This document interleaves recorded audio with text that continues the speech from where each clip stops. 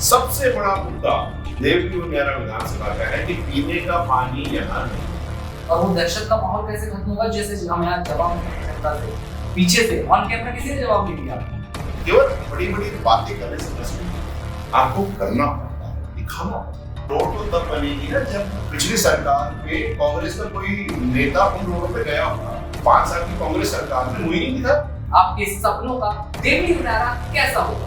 ये दहशत का माहौल इसलिए क्योंकि पिछले 5 साल में जो भी जिस भी व्यक्ति ने अपनी आवाज उठाई उन पे केस लगे। कहा जाता है सोनेरी धरती जठे चांदी व आसमान रंग रंगीलो रस भयो महारो प्यारो राजस्थान। मत में मगन घूम रहे हैं, दुनिया को देखा नहीं, दुनिया प्यासी मर रही, जीने को पल। इन शॉर्ट क्या है विजय वैसला? कौन है विजय वैसला? लोगों के मुद्दों को सरकार तक ले जाना, संघर्ष करना, अपनी छवि को बेदाग रखना और साथ ही साथ अपनी पढ़ाई का एक्सपीरियंस और अपने वर्किंग एक्सपीरियंस को जनता के साथ साथ पूरे समाज के अंदर ले जाकर एरिया ही नहीं बल्कि पूरे राष्ट्र के साथ साथ अपन जहां रहते हैं उस चीजों को देखना, ये कहीं ना कहीं बेहद मुश्किल हो जाता है एक नेता के लिए, एक समाज सेवी के लिए। राजस्थान हेराल्ड की जो इंटरव्यू की खास सीरीज है आज जिसमें हमारे साथ हैं वो हैं बीजेपी प्रत्याशी देवली उनियारा विधानसभा सीट से विजय वैसला। बहुत बहुत स्वागत है sir. Thank you so much sir. आज हम जनता के बीच भी उतरे हैं, विधानसभा सीट को लेकर हमने कई सारे सवाल किए हैं, साथ ही साथ राजस्थान हेराल्ड की टीम जो है हमेशा से जनता के सवाल को, चाहे वो तीखा व्यंग हो, तीखा सवाल हो, सीधे प्रत्याशी से करती है, उम्मीदवारों से करती है और जिम्मेदारों से करती है। और इसी सीरीज में सर आज हम आपसे जनता के ही सवाल पूछना चाहते हैं, लेकिन आप बीजेपी प्रत्याशी हैं यहाँ से और साथ ही साथ आपके ऊपर जिम्मेदारी भी है कि जनता को आप जवाब दें उनका मुखर। तो ऐसे में मेरा सबसे पहला सवाल रहेगा आपका मकसद, आपका विजन जिसको लेकर आप जनता के बीच उतरने जा रहे हैं। देखिए, देवली उनियारा विधानसभा जो है वो बहुत बड़ी विधानसभा है। 176 किलोमीटर वर्ग है, एक एंड से दूसरे एंड, एक तरफ सवाईमाधोपुर खंडार लगता है और दूसरी तरफ केके। और इतने लंबे डिस्टेंस के बीच में प्रोग्रेस नहीं छूट गया। आप ये देखिए, रूरल सीट है ये रूरल सीट में भी सबसे रूरल ही लगती है। अच्छा, क्योंकि जिस विधानसभा में बीसलपुर बांध हो और जहां से पूरा आधा राजस्थान की जनसंख्या जो जयपुर में रहती है, जयपुर के आसपास रहती है, वो अगर वहां से पानी पी रहा हो और उस क्षेत्र के लोगों को पीने का पानी ना हो, इससे ज्यादा रूरल आप क्या कहोगे? बिल्कुल सर। आप तो गए होंगे फील्ड में। सबसे बड़ा मुद्दा देवली उनियारा विधानसभा का है कि पीने का पानी यहाँ नहीं है। जो गांव विस्थापित हुए लोग क्षेत्र में, उनके घरों में पानी आ जाता है बारिश में। आप पत्थर फेंको तो बीसलपुर बांध में पानी में जाके पड़ता है, लेकिन उन लोगों को पीने का पानी नहीं है। स्थिति इतनी गंभीर है, फ्लोरोसिस हो रखी है, हड्डियां टूट गई हैं, गल गई हैं, बच्चियों के दांत खराब हो गए हैं, बोन्स डिफॉर्म हो चुकी है। नेक्स्ट स्टेप जो इसका है वो है मंद बुद्धि बच्चों का जन्म। ये प्रैक्टिकल है, because fluoride is the most poisonous thing which you can see in this world from the water, and that is one part. पीने का पानी नहीं, फिर सिंचाई का पानी नहीं। काश्तकार व्यक्ति के पास अगर सिंचाई का पानी ना हो तो उस जमीन का करेगा क्या? आप जाकर के घूमिए पूरी विधानसभा में, बहुत बड़ा प्रतिशत जिसके पास 1-2 बीघा जमीन है, वो पानी नहीं होने की वजह से, सिंचाई का पानी नहीं होने की वजह से जयपुर में जाकर के 350 रुपए रोज में बेलदारी कर रहा है जी। ये सच्चाई है। हमने कुछ डेवलपमेंट नहीं करी है। What have we done? There is no water. Road, एक रोड है आपकी हाईवे जो आपकी उनियारा से दिल्ली जाती है टॉप होकर के, उस पे आप जाओगे तो 140 की स्पीड पे दौड़ती है। और जैसे उस रोड से नीचे निकल जाओ, नगर फोर्ट की तरफ चले जाओ, बड़ा कस्बा है, आपकी गाड़ी 25 क्रॉस कर जाए तो नाम ग्रेवल लगा रखा है, खड्डे हो रखे हैं। कभी कभी तो ऐसा लगता है कि हमारी जब हम स्कॉर्पियो से जब जाते हैं, स्कॉर्पियो गाड़ी की बात कर रहा हूँ, क्योंकि और तो गाड़ी जा ही नहीं सकती, उस गाड़ी के कभी कभी पहिए छूट जाते हैं। ये स्थिति है, ये डेवलपमेंट है इसके लिए। गांव पूरे डूब क्षेत्र में एक रोड नहीं। अच्छा।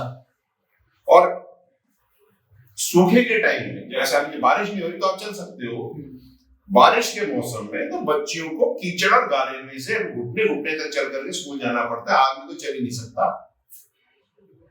Please understand what kind of a life are we giving to people. गलत बात। तो फिर कैसे जीवन स्तर में सुधार होगा सर आम जनता का? क्या विजन हो गया बीजेपी में? देखो मेरा तो बीजेपी का तो बड़ा सिंपल सा विजन है। अच्छा,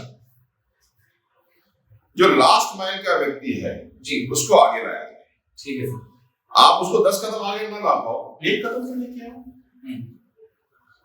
जब लास्ट माइल का व्यक्ति आगे आएगा तभी तो भारत देश प्रोग्रेस करेगा, because the country is not made by the name itself, it is made by the people who inhabit it. और पूरे भारत में से हजारों विधानसभाओं में से एक विधानसभा देवली उनियारा भी है। हम देवली उनियारा को आगे बढ़ाएंगे तो शायद आधा प्रतिशत, 1% राजस्थान भी बढ़ेगा और कोई आधा प्रतिशत भारत भी आगे बढ़ेगा। बिल्कुल। तो हम जब तक देवली उनियारा को आगे नहीं बढ़ाएंगे तो मेरे मायने से हम पूरी तरह से, पूरी श्रद्धा से भारत को आगे नहीं बढ़ा पाएंगे। So every has to start with that, that's one point. मैं खुद बस से यहाँ तक पहुंचा हूँ और आम लोगों की तरह जब मैं नीचे उतरा तो जिस तरह की ट्रैवलर की भूमिका होती है वो देखते ही पहले अंदाजा लगाता है कि देवली में है क्या। तो जैसे ही मैं नीचे उतरता हूँ गंदगी का अंबार, साथ ही साथ सड़कों की व्यवस्था आते आते मेरी कमर ने जवाब दे दिया। तो उनको लेकर किस तरह से आप देखेंगे, आप क्या राय होगी? पिछले 5 सालों में हाँ, मैं बहुत क्लैरिटी के साथ ये कह सकता हूँ, there has been a complete lack of vision. हमको विधानसभा का क्या करना है हमको तो पता ही नहीं है भाई। जब आपके पास विजन ही ना हो, जब आप सड़कों पे उतरो, सड़क से नीचे उतरो ही नहीं, आप लोगों से बात नहीं। मैं जहां जहां जाता हूँ लोग मुझसे एक ही प्रश्न पूछते हैं, वोट मांगने के बाद भी आएगा क्या? बहुत बड़ा सवाल है ये। इस बात का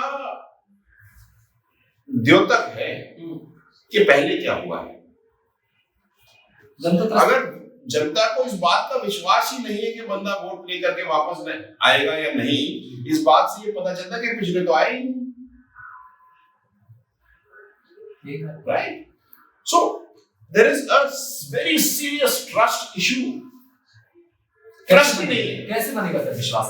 देखो, ट्रस्ट दोनों तरफ से चलता है। केवल बड़ी बड़ी बातें करने से ट्रस्ट नहीं होता, आपको करना पड़ता है, दिखाना पड़ता है।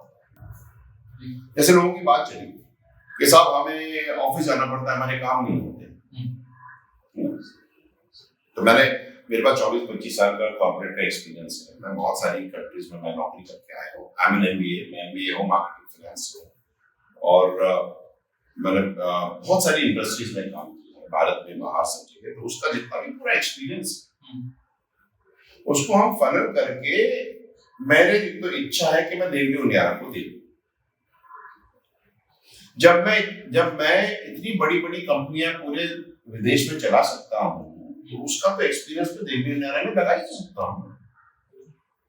तो स्टार्टिंग पॉइंट ये है कि to find a solution you first need to know what the problem is. तो सबसे बड़ी प्रॉब्लम क्या है? प्रशासन, सरकार व्यक्ति के पास आनी चाहिए। व्यक्ति बेचारा भाग भाग के प्रशासन के पास जाता है, प्रशासन बीसी में बैठी होती है।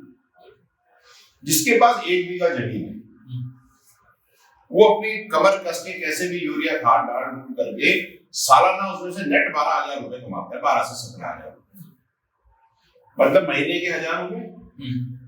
जिसके बाद महीने के 1,000 रुपए आते हैं, वो एक बार टॉक में ऑफिस में जाकर के मीटिंग करने के लिए अपनी विपदा पूरी कराने के लिए 400 रुपए का आना जाना खाना समोसा खर्च कर देगा, तो 600 रुपए में कैसे अपना घर चलाएगा?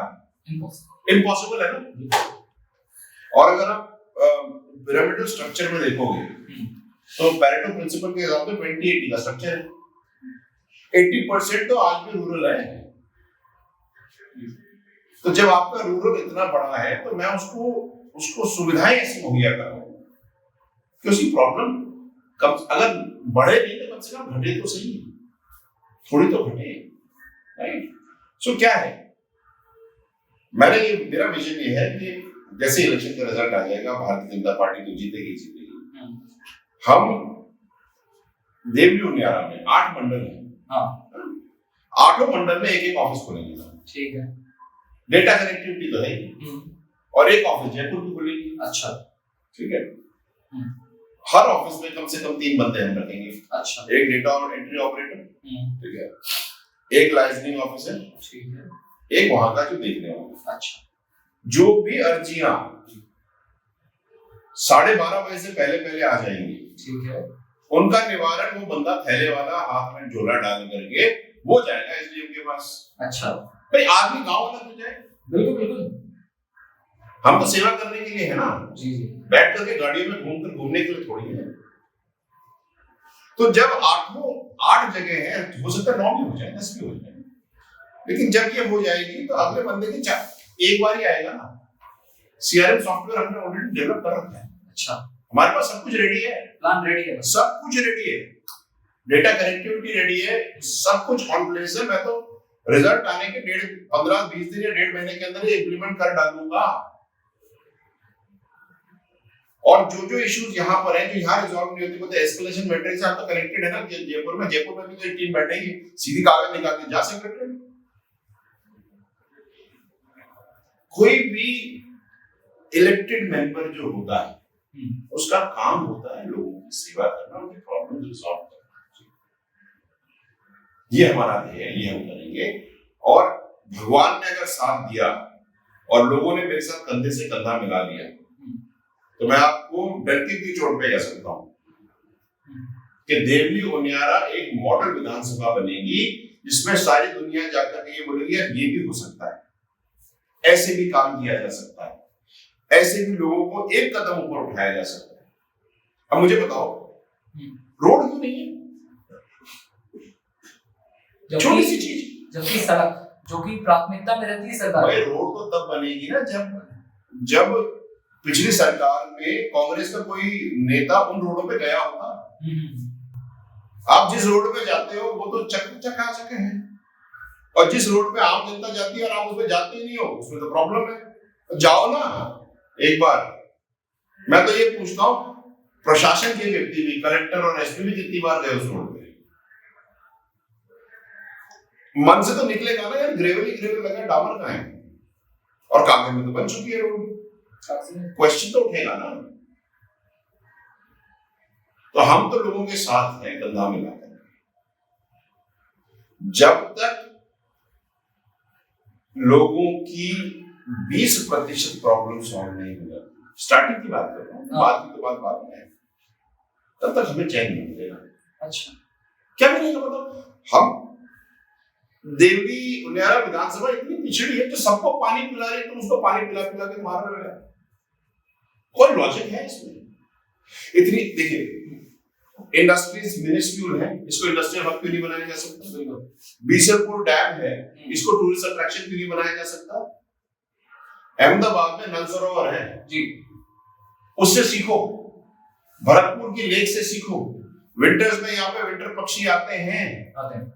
तो जब वो आते हैं तो यहाँ पे दुनिया क्यों नहीं आ सकती? रत्नपुर जब बगल में है, सारी दुनिया शेरों को देखने वहां जाती है, तो यहाँ से चिड़िया देख के नहीं जा सकती। आपके वहां से यहाँ पर आप एक्सटेंशन तो हो ही रहा है ना जी, सफारी का, उसका आप बेनिफिट क्यों नहीं उठा सकते? बीसलपुर बहुत बड़ी समस्या है सर आज। अरे बीसलपुर लेकर जनता खुद परेशान है, क्योंकि पानी हमें नहीं मिल रहा है। देखो, बीसलपुर समस्या नहीं है पानी, बीसलपुर का मैनेजमेंट समस्या है। It is an opportunity. अगर इसको हम टूरिस्ट डेस्टिनेशन की तरह डेवलप कर लें तो सारे गांव के काम हो जाएंगे। इसमें बोटिंग हो सकती है, लेक हो सकती है, आप फिशिंग के मतलब वाटर स्पोर्ट्स कर सकते हो, किसने रोका है आपको? तो इन सबको सर आपकी अब आगे की परियोजनाएं हम मानकर चलें। मैं तो विजन बता रहा हूं कि क्या क्या हो सकता है। अरे भाई, किसी ने उतर के देखा तो है, देखो तो सही क्या कर सकते हो। आप ये समझिए, यहाँ पे कितनी बड़ी यूनिवर्सिटीज है बताओ, कहाँ है? अगर कोटा हब बन सकता है तो ये हब क्यों नहीं बन सकता एजुकेशन का? तो कोटा में क्या लगे Laddu? You need to give infrastructure, you need to give authority power. This is a rural centric place. Yes. और देवली हब है, सारी दुनिया देवली आती है, तो कुछ लेके तो जाएंगे। यहाँ पे आपके पास वो CISF का हेडक्वार्टर है, हाँ, केंद्र विद्यालय है वहां पे, ठीक है, सब कुछ है। किया जा सकता है ना। आपके यहाँ पे स्टोन कटिंग का बिजनेस है, तगड़ा लंबा चौड़ा बिजनेस है, कुछ किया जा सकता है। रेलवे लाइन नहीं, अगर रेलवे लाइन यहाँ पे आ जाए ढंग से तो आपका ट्रांसपोर्टेशन कितना सस्ता हो जाएगा। Every single thing is aligned provided you want to do. एक बात। दूसरी बात आप समझिए, 48% जनसंख्या महिलाओं की होती है। पिछले 5 साल में महिलाओं के लिए करा क्या? उनको एक कदम आगे बढ़ाने के लिए क्या करा? और सबसे बड़ी पीड़ा इस बात की है मुझे, मैं महिलाओं की बात इसलिए कर रहा हूं क्योंकि जब पीने का पानी नहीं होता ना, तो दूर से सर पे मटका लेकर के तो महिला ही आती है। बिल्कुल। आपने किसी पुरुष को वो सर पे मटका लाते हुए देखा? ये पानी की पीड़ा महिलाओं की है। We have to see it from the user's perspective. उसके पैरों में, जूतों में पैर डाल करके तो देखो कितना दर्द होता होगा उसको यार। आज के दिन में मटका लेके आ रही है, नलके लगाए हैं लेकिन हवा आती है साहब। 2500 रुपए का कनेक्शन लिया लेकिन हवा आती है साहब। टंकियां बन गई, कनेक्शन नहीं दिए। क्यों नहीं दिए भाई? वेंडर बना दिया आपने, ठेकेदार कर दिया, लेकिन ठेकेदार ने काम नहीं किया, आपने उसको पेनलाइज भी नहीं किया। ये हुआ 5 साल में। 5 साल में एक बच्चा जो 12 साल का था या 13 साल का था, वो एडल्ट होकर के वोटिंग राइट देने में आ गया। महाराज, हम कौन सी दुनिया में जी रहे हैं? तो सर ये तो रही विजन की बात, लेकिन कांग्रेस की जो कमियां रही हैं वो साफ तौर पर यहाँ पर जाहिर हो रही हैं, और साथ ही साथ जनता ने ये बात साफ कर दी है। लेकिन 24 साल का आपका एक्सपीरियंस, एमबीए करना, समाज से जुड़ना, साथ ही साथ अब जमीनी स्तर पर आपकी पहुंच जो है वो हमने साफ तौर पर जनता के बीच जाकर देखी है। ना केवल मैं यहाँ पर देवली उनियारा की बात कर रहा हूँ, बल्कि पूरे राजस्थान की भी बात कर रहा हूँ मैं यहाँ पर, क्योंकि राजस्थान के अलग अलग क्षेत्रों में हम पहुंचते हैं, वहां पर स्थितियां पता लगती हैं। लेकिन एमबीए करने के बाद किसी का राजनीति में आना और 24 साल का एक्सपीरियंस होना, भारत के साथ साथ अलग अलग देशों में आपका काम करना, और उसके बाद राजनीति में आना, सर कहीं ना कहीं लोगों को लगता है, और साथ ही साथ बहुत बड़ा रीजन होगा इंसान का इसके पीछे। क्या कहेंगे सर राजनीति में आने के पीछे की वजह? बड़ा सीधा है जी। देखो, मेरी 52 साल की उम्र, मैं बहुत सही बात करता हूँ। मेरी तो एक आदत है, मैं सच्ची सच बात करता हूँ, और शायद लोगों को बुरी भी लग जाती है कई बात, लेकिन लगे सच्चाई तो सच्चाई है। 52 साल की उम्र में आपके पास 20-22 साल और बाकी है दौड़ने लायक। बिल्कुल। उसके बाद तो घुटनों बोल देंगे भैया बहुत हो गया, और कीसलपुर में इस इलाके का पानी पिएंगे जिस तरह से चल रहा है तो 60 साल में नहीं पड़ जाएंगे घुटने। जब आपके पास समय कम है, आप करना चाहते हैं और सिस्टम में बैठ करके, सिस्टम के साथ मिलकर लोगों का भविष्य जल्दी ठीक किया जा सकता। और मैं भारतीय जनता पार्टी के शीर्ष नेतृत्व का बहुत बहुत धन्यवाद देता हूं कि शायद उन्होंने मेरी बात सुन ली, या मेरे अंतर्मन से निकली हुई चीख पुकार सुन ली, या कुछ भी रहा हो, मुझे देवली उनियारा में भेज दिया। क्योंकि मैं देवली उनियारा की पानी की समस्या को लेकर के पिछले 4 साल से मैटर लेकर के बैठ रहा हूँ। आज की बात नहीं है, ऐसा नहीं है कि 10 दिन पहले टिकट मिला है तो मैं बात कर रहा हूँ। मैं तो 4 साल से इस चीज पे कार्य कर रहा हूँ। अब आप ये देखो, बिजली नहीं आती, प्लीज अंडरस्टैंड, नो इलेक्ट्रिसिटी।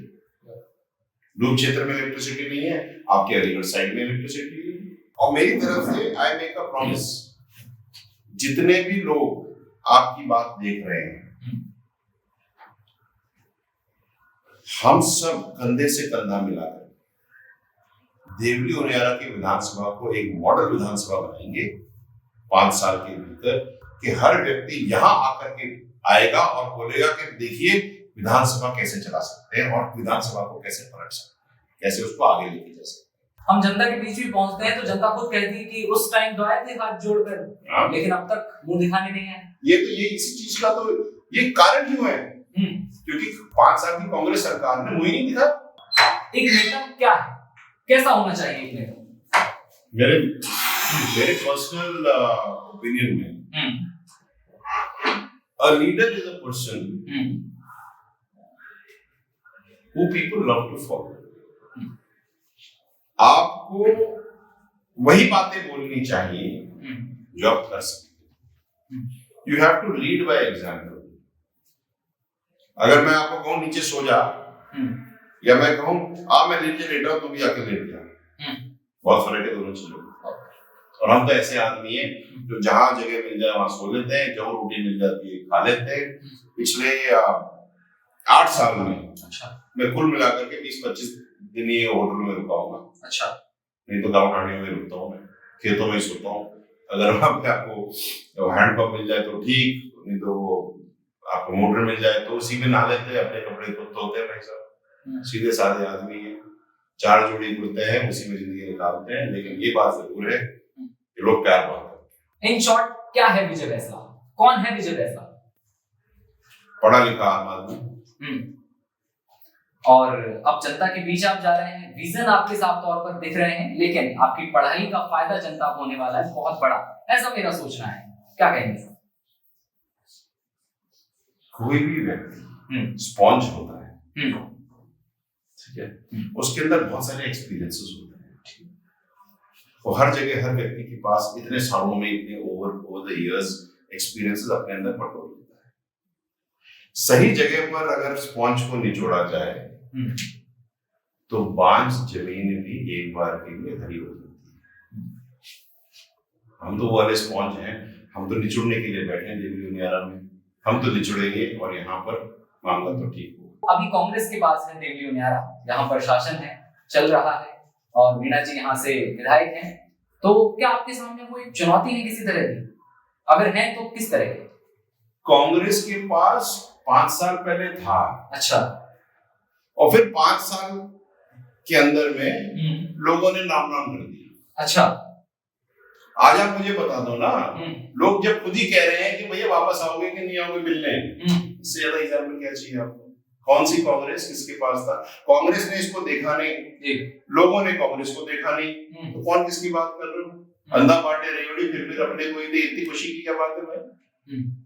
जब आपकी कांग्रेस सरकार के लोग ही लोगों के पास नहीं पहुंचे तो कौन सी सत्ता की बात कर रहे हो? मद में मगन घूम रहे हैं, दुनिया को देखा नहीं, दुनिया प्यासी मर रही, पीने को पानी नहीं। बीजेपी की ओर से आपको देवली उनियारा भेजा गया। देवली उनियारा है क्या? भाई साहब ये तो मेरी किस्मत है और अच्छी बात है, मैं बहुत खुश हूं इस बात से। कुछ करने को तो मिला जी। When you are at the lowest, the only place you can go is high. प्यासा तो मर ही सकता है या प्यास बुझा सकता है। आज ऑलरेडी प्यासा है तो बुझाएंगे ना प्यास। रोड जो नहीं है वो बनेगी ना, उसमें और बड़े खड्डे तो हम करेंगे नहीं। अगर हम इसको इंडस्ट्रीज को इंक्रीज करनी है तो करेंगे ना, अगर स्कूल बड़े खोलने तो खोलेंगे ना। आप ये विश्वास करोगे, हॉस्पिटल है डॉक्टर नहीं है, ये देवली उनियारा की हकीकत है। सरकारी हॉस्पिटल है, डॉक्टर नहीं है, स्कूल है, टीचर नहीं है, स्कूल की आधी बिल्डिंग गिरी पड़ी है, कोई देखने वाला नहीं है। सर ये बात होगी रीजंस की, मकसद की, उद्देश्य साफ तौर पर आपने क्लियर किए, और साथ ही साथ सर को देवली उनियारा क्यों भेजा गया ये भी सर कंफर्म हो चुका है। और आपकी पढ़ाई जो आपने की है, देश विदेश में आप घूमे हैं, साथ ही साथ काम किया है, 24 साल का एक्सपीरियंस है आपका, ये सारी बातें ठीक है सर, और उनका कहीं ना कहीं जनता को फायदा बिल्कुल मिलेगा, ये बात साफ तौर पर हमें नजर आती है।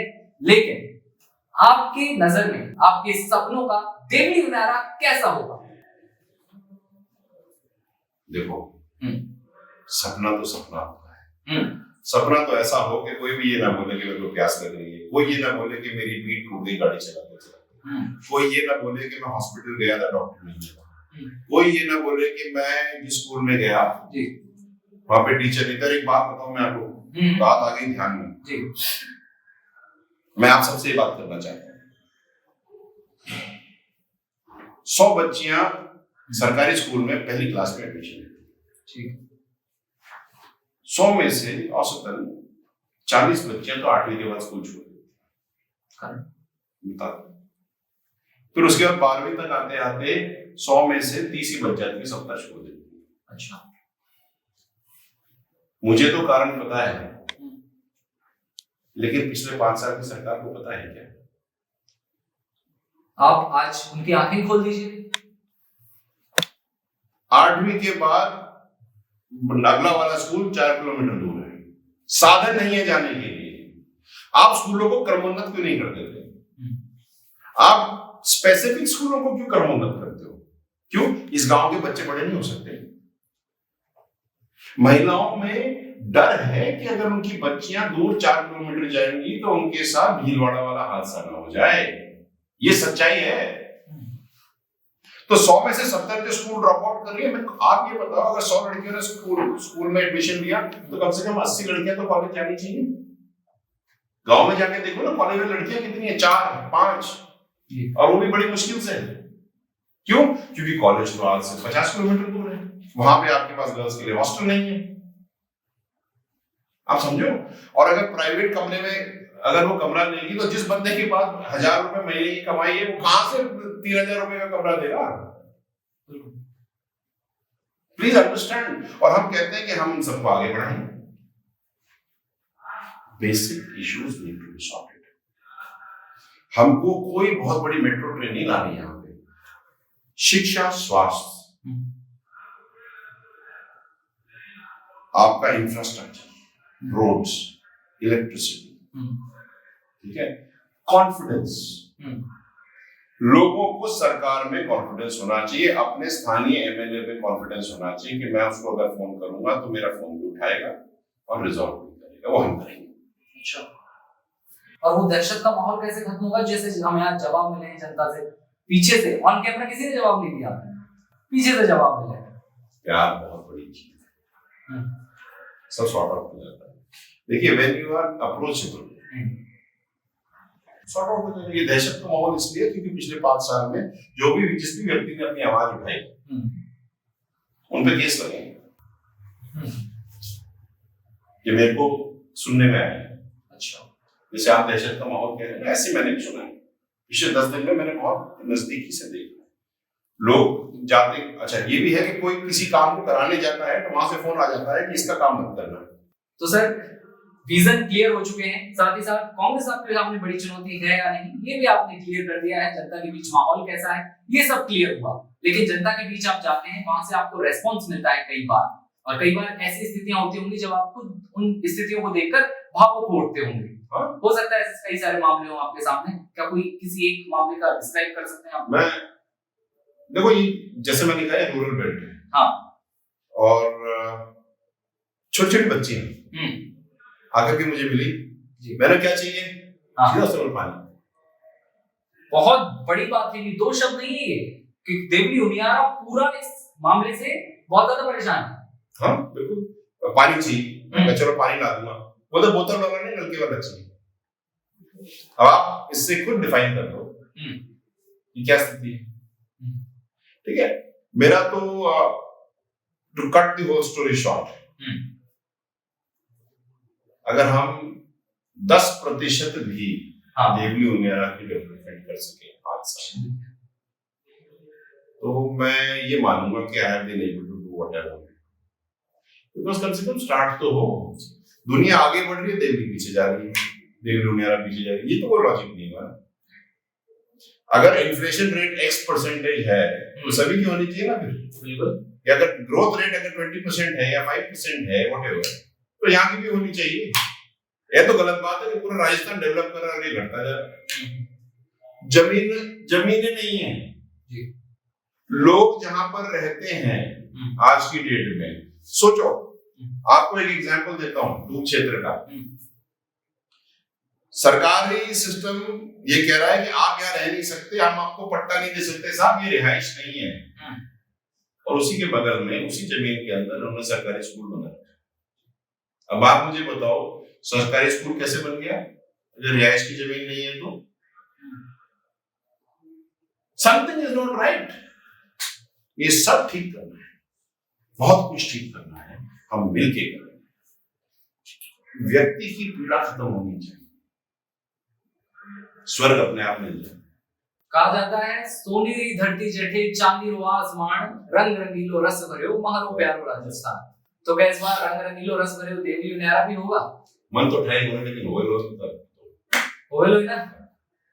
Thank you so much sir. Thank you so much. और आपने हमें वक्त दिया, ये बेहद बड़ी बात होती है, क्योंकि हम देखते हैं कई बार प्रत्याशी हम वक्त दे ही नहीं पाते, लेकिन आपने जिस तरह से जमीनी स्तर पर जुड़कर लोगों से बातचीत करने के साथ साथ मीडिया से भी आपने बातचीत की, समय दिया, बहुत बहुत शुक्रिया। Thank you. कि राजस्थान हेराल्ड की इस खास इंटरव्यू की सीरीज में फिलहाल इतना ही। आज हमारे साथ जो कि अभी भी मौजूद हैं विजय बैसला, जो कि देवली उनियारा से विधानसभा सीट से प्रत्याशी हैं। साथ ही साथ इंटरव्यू की सीरीज जारी रहेगी। तमाम अपडेट्स और ऐसी राजनीतिक पॉलिटिकल शख्सियतों से सबसे पहले जुड़ते रहने के लिए और मिलने के लिए आप बने रहिए राजस्थान हेराल्ड के साथ। मैं दिव्यांशु राठौड़, कैमरामैन आदित्य के साथ, राजस्थान हेराल्ड।